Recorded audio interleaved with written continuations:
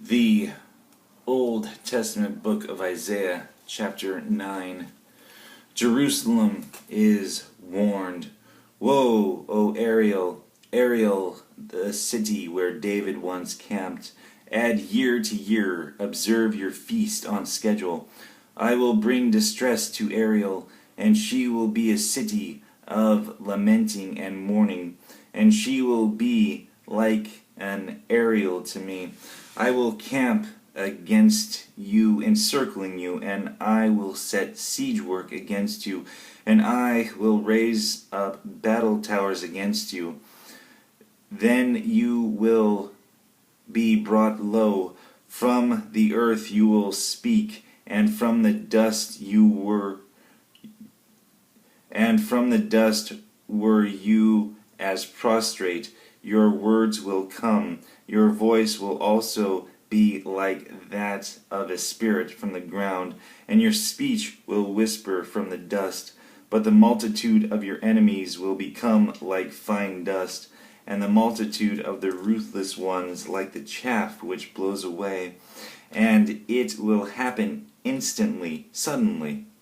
From the Lord of hosts you will be punished with thunder and earthquake and loud noise, with whirlwind and tempest and the flame of a consuming fire. And the multitude of all the nations who wage war against Ariel, even all who waged war against her and her stronghold, and whom distress her, will be like a dream, a vision of the night. It will be as when a hungry man dreams, and behold, he is eating, but when he awakes, his hunger is not satisfied. Or as when a thirsty man dreams, and behold, he is drinking, but when he awakens, behold, he is faint, and his thirst is not quenched. Thus the multitude of all the nations will be, who wage war against Mount Zion. Be delayed and wait, blind yourselves and be blind.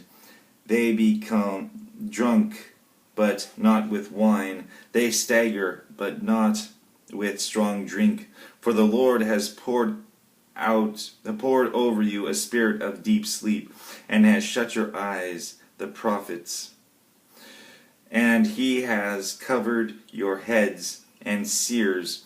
The entire vision will be to you like the words of a sealed book, which when they give it to the one who is literate, saying, "Please read this," he will say, "I cannot, for it is sealed." Then the book will be given to the one who is literate, saying, "Please read this," and he will say, "I cannot read." Then the Lord said, Because this people draw near with their words and honor me with their lip service, but they remove their hearts far from me, and their reverence for me consists of tradition learned by rote.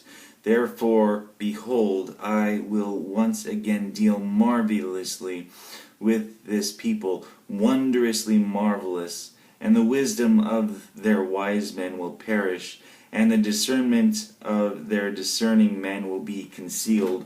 Woe to those who deeply hide their plans from the Lord, and whose deeds are done in a dark place. And they say, "Who sees us, or who knows us?" You turn things around. Shall the potter be considered as equal with the clay? That what is made would say to his maker, "He did not make me."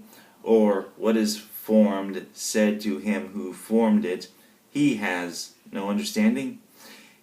Is it not yet just a little while before Lebanon will be turned into a fertile field, and the fertile field will be considered as a forest?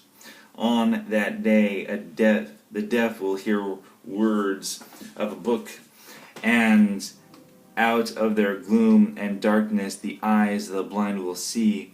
The afflicted also will increase their gladness in the Lord, and the needy of mankind will rejoice in the Holy One of Israel. For the ruthless will come to an end, and the scorner will be finished.